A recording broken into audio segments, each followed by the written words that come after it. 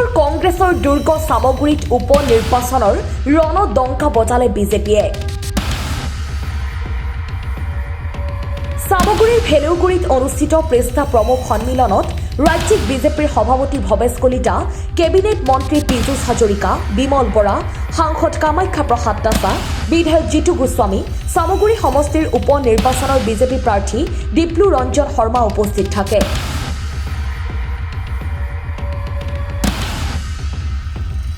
উক্ত সভাতেই সামগ্ৰী সমষ্টিৰ উপনিৰ্বাচনৰ তত্ত্বাৱধায়ক মন্ত্ৰী হিচাপে ৰাজ্যিক বিজেপিৰ সভাপতি ভৱেশ কলিতাই মন্ত্ৰী বিমল বৰাক দায়িত্ব অৰ্পণ কৰে।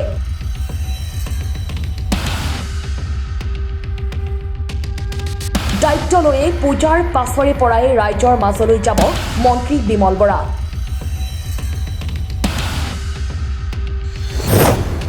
সামগ্ৰীত ভাৰতীয় জনতা পাৰ্টীৰ প্ৰাৰ্থীগৰাকীৰ জয় নিশ্চিত। অসমত 5খন আসনেই পাব ভাৰতীয় জনতা পাৰ্টীয়ে। কংগ্ৰেছ দল আভ্যন্তৰীণ কণ্ডলত জৰ্জৰিত। কংগ্ৰেছত কোনেও কাকো মান্য নকৰে।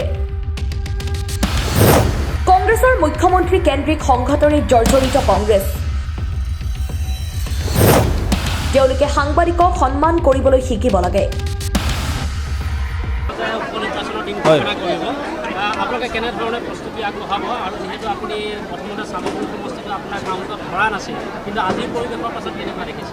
চাওক, আৰু 2-3 দিনৰ ভিতৰতে উপনিৰ্বাচনৰ দিন ঘোষণা হ'ব। সেই নিমিত্তে আমি 5টা বিধানসভা সমষ্টিৰ কাৰণে যি আমাৰ প্ৰস্তুতি তুংগত ৰাখিছিলোঁ, আৰু আজি সামগ্ৰী সমষ্টিত আমাৰ পৃষ্ঠা প্ৰমুখ সন্মিলন মাত্ৰ 2টা মণ্ডলক লৈ আছিলে।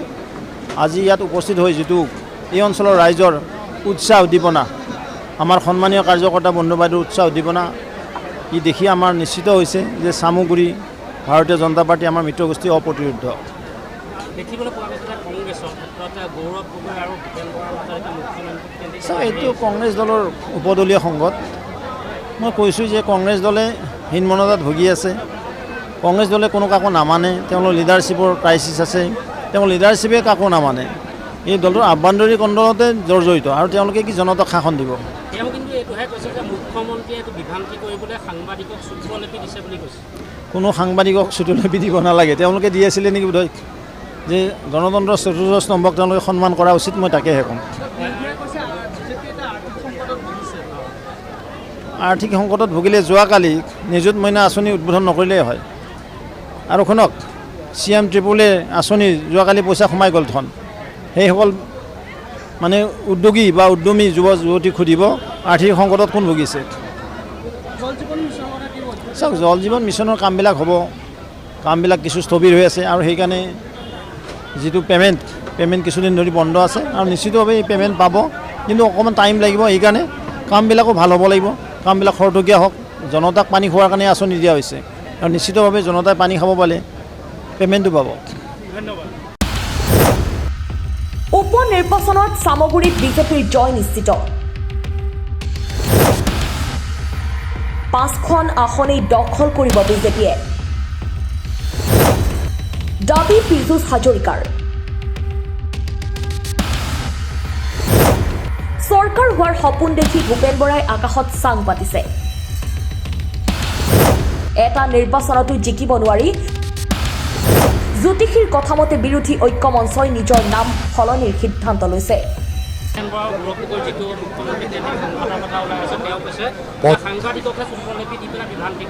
প্ৰথম কথা হ'ল যে চৰকাৰ হ'ব লাগিব, তেতিয়াহে মুখ্যমন্ত্ৰী হ'ব। মই যি শুনি আছোঁ ভূপেন বৰা ডাঙৰীয়া সমষ্টি বদলাইছে। মই যি শুনি আছোঁ লুৰিণজ্যোতি গগৈ ডাঙৰীয়া সমষ্টি বদলাব। গতিকে তেওঁলোকৰ নিজৰ জিকাৰে ঠিক নাই। নিজৰ যদি জিকাৰ ঠিক থাকে সমষ্টি বদলাই ফুৰে নেকি? গতিকে তেওঁলোকৰ নিজৰ জিকাৰ ঠিক নাই, ক'ত চৰকাৰ হ'ব? এইবিলাক আকাশত চাং পতা কথা। আমি ৰাইজৰ কাম কৰিছোঁ, ৰাইজক সুশাসন দিছোঁ। আমি আকৌ চৰকাৰ বনাম। হিমন্ত বিশ্ব শৰ্মা ডাঙৰীয়া আকৌ মুখ্যমন্ত্ৰী হ'ব।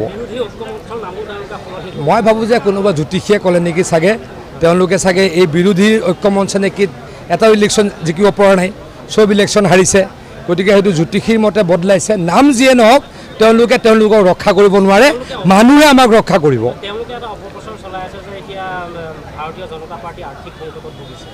চৰকাৰৰ কথা কৈছে। চৰকাৰ অলপো আৰ্থিক সংকটত ভোগা নাই।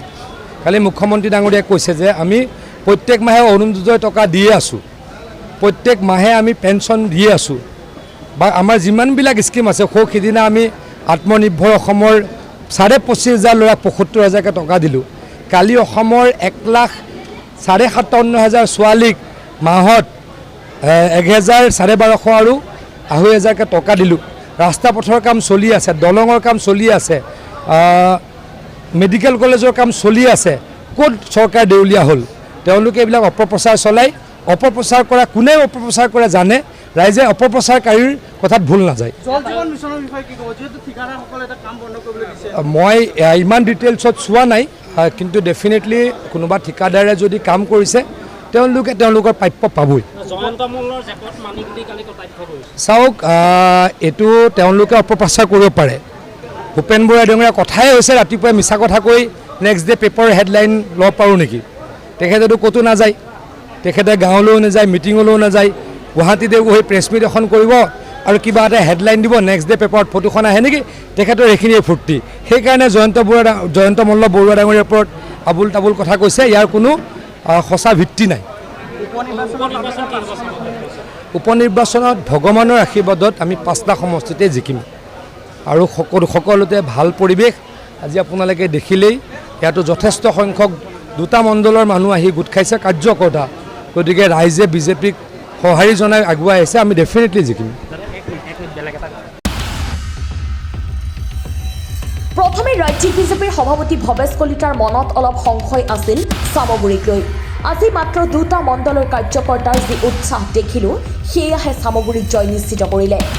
জলজীৱনৰ ক্ষেত্ৰত চৰকাৰে যিসকলক ঠিকা আবণ্টন দিছিল তাৰ ক্ষেত্ৰত চৰকাৰ দায়বদ্ধ। তেওঁলোকে পাবলগীয়া প্ৰাপ্যখিনি চৰকাৰে উভতাই দিব। হয়, আগন্তুক খুব কম সময়ৰ ভিতৰত চামগুৰিত উপনিৰ্বাচন হ'ব আৰু ভাৰতীয় জনতা পাৰ্টীয়ে এইবাৰ এই নিৰ্বাচনত চামগুৰিৰ পৰা বিজয় সাব্যস্ত কৰি চামগুৰি ৰাইজৰ সৰ্বাংগীন বিকাশ আৰু উন্নয়নৰ কাৰণে কাম কৰিব।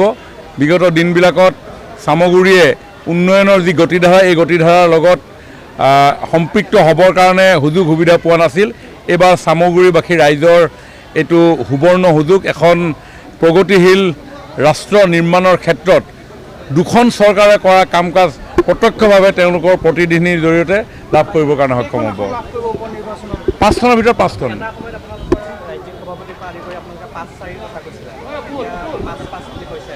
হয় হয় হয়, মাননীয় সভাপতি ভৱেশ কলিতা ডাঙৰীয়াৰ মনত কিছু সংশয় আছিল চামগুৰিক লৈ, কিন্তু আজি মাত্ৰ 2টা মণ্ডলৰ পৃষ্ঠা প্ৰমুখৰ যি উৎসাহ আমি দেখিলোঁ, একেবাৰে প্ৰিলিমিনাৰী হৈ আছে। এতিয়াই এই প্ৰিলিমিনাৰী অৱস্থাত দলৰ কাৰ্যকৰ্তাৰ যি পাৰ ভঙা উৎসাহ আৰু দলৰ কাৰ্যকৰ্তাসকলে হৈছে আমাৰ শক্তিৰ আধাৰ। আৰু আজিৰ এই যি স্বতঃস্ফূৰ্তভাৱে ওলাই অহা তেওঁলোকৰ মনৰ যি প্ৰবল ইচ্ছাশক্তি, এই ইচ্ছাশক্তিয়ে আমাৰ সকলোৰে মন আৰু উৎসাহিত কৰি তুলিছে।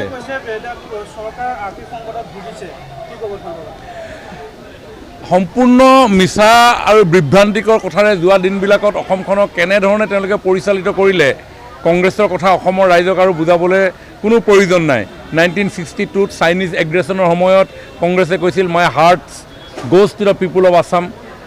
অসম আন্দোলন যিটো সময়ত অস্তিত্ব ৰক্ষাৰ কাৰণে খিলঞ্জীয়া জাতি জনগোষ্ঠীৰ কৃষ্টি ৰীতি নীতি সভ্যতা সংস্কৃতি ৰক্ষাৰ কাৰণে 6টা বছৰ আন্দোলন কৰিছিল।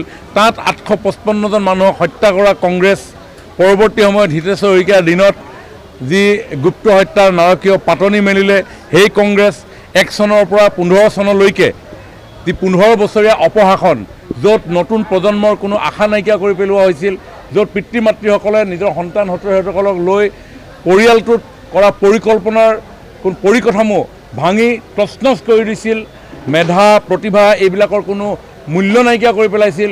নৱপ্ৰজন্মই এতিয়া নতুন আশা দেখিছে, কাৰণ ফ্ৰম 2001 to 2015-16 যদি আপোনালোকে চাই, ধনৰ টোপোলা নহ'লে কোনেও চাকৰি নাপাইছিল, কোনোবা মন্ত্ৰী বিধায়কৰ বঙহী নহ'লে কোনো কৰ্মসংস্থাপন নাপাইছিল।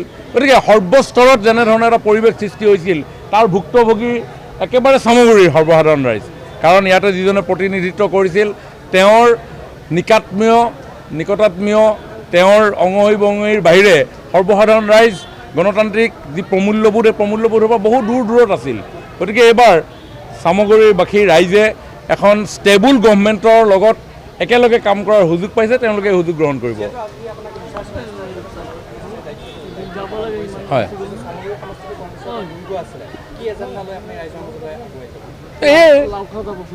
যোৱা দিনবিলাকত আমাৰ যুৱ প্ৰজন্মই কংগ্ৰেছৰ চৰকাৰৰ পৰা কি পাইছে সেই কথা ইতিমধ্যে পৰিস্ফুট হৈছে। এতিয়া দিন বদলি হৈছে, এই দিনৰ লগত নতুন প্ৰজন্ম আজি কোন দিশেৰে আগুৱাই যাব তাৰ পথ এতিয়া উন্মোচিত হৈছে। আজি স্কিল ইণ্ডিয়া আৰম্ভ হৈছে, ডিজিটেল ইণ্ডিয়া আৰম্ভ হৈছে, মেক ইন ইণ্ডিয়া আৰম্ভ হৈছে, ষ্টাৰ্টআপ ইণ্ডিয়া আৰম্ভ হৈছে, খেলো ইণ্ডিয়া আৰম্ভ হৈছে। আৰু ইয়াত আমাৰ যুৱ প্ৰজন্মৰ শক্তি, যুৱ প্ৰজন্মৰ মাজত লুকাই থকা প্ৰতিভা, দক্ষতা বিকাশ কৰাৰ পৰিৱেশ নিৰ্মাণ কৰা হৈছে। আগতে এইবিলাক প্লেটফৰ্ম নাছিল। আজি ইয়াৰ পৰা কিছু দূৰৈত আজি ছেমি কণ্ডাক্টৰ উদ্যোগ আমি গঢ়ি তোলাৰ প্ৰয়াস কৰিছোঁ। আৰু আজিৰ তাৰিখত যাৰ হাতত ছেমি কণ্ডাক্টৰ থাকিব সেই দেশ, সেই নেশ্যনেই পাৱাৰফুল বুলি জনা যায়। গতিকে আজি চামগুৰি আজি সেই পৰিৱেশৰ মাজত আজি একেলগে সহাৱস্থান কৰাৰ বাতাবৰণ ইয়াতে নিৰ্মাণ হ'ব। গতিকে ইয়াত বহুত এজেণ্ডা আছে, নিউ থটছ আছে, নিউ হোপ আছে, নিউ এছপাইৰেশ্যন আছে। মানুহৰ মাজত মানৱীয়তাৰ দৃষ্টিভংগীৰ কথা ইয়াত জড়িত হৈ আছে। দৰিদ্ৰৰ পৰা দৰিদ্ৰজনলৈকে যাতে ভাৰতীয় জনতা পাৰ্টীৰ স্পৰ্শৰ যি অনুভৱ ইতিমধ্যে উপলব্ধি কৰিছে, জাতি ধৰ্ম ভাষা নিৰ্বিশেষে সেই কথা বতৰাবিলাক জড়িত হৈ আছে। আৰু অন্যহাতে কংগ্ৰেছৰ মিথ্যাচাৰ। গতিকে এইবাৰ যি উপ নিৰ্বাচন চামগুৰিত হ'ব, কংগ্ৰেছৰ মিথ্যাচাৰ বনাম ভাৰতীয় জনতা পাৰ্টীৰ উন্নয়নৰ গতিধাৰা। কোনে তেওঁলোকক দিয়ে সেইটোতো আমাৰ কথা নহয়। আমাৰ কথা হ'ল বা আজি আমাৰ ভাৰতীয় জনতা পাৰ্টীৰ মূল এজেণ্ডা হৈছে আমাৰ মতাদৰ্শ। জনসাধাৰণক কোনে কেনেধৰণে গ্ৰহণ কৰি আহিছে বিগত দিনত, আৰু আজিৰ প্ৰেক্ষাপটত কোনে কেনেধৰণে লৈ যাব বিচাৰিছে, এইটোৱে মূল কথা। আজি ভাৰতীয় জনতা পাৰ্টীয়ে ফেক্টছ এণ্ড ফিগাৰত আমি আগুৱাই লৈ যাব বিচাৰিছোঁ। আৰু যিবিলাক কথা মই ভাবোঁ আপোনালোক সংবাদ মাধ্যমৰ লোক, আপোনালোককতো বুজাই লাভ নাই, কাৰণ আপোনালোকে প্ৰত্যেক দিনাই প্ৰত্যেকটো খবৰ লেটেষ্ট নিউজ আপোনালোকে পাই আছে। গতিকে ইয়াতে আৰু কংগ্ৰেছৰ নেতিবাচক চিন্তা, অপশাসন, মিথ্যাচাৰ আৰু ভাৰতীয় জনতা পাৰ্টীৰ সত্যৰ আধাৰত প্ৰতিষ্ঠিত কাম কাজ, এই দুটাৰ ভিতৰতে যুদ্ধ হ'ব।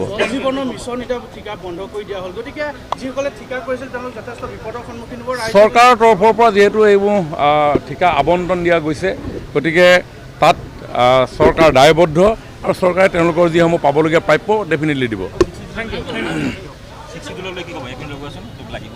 হ'ব। Bureau report, A News 24/7।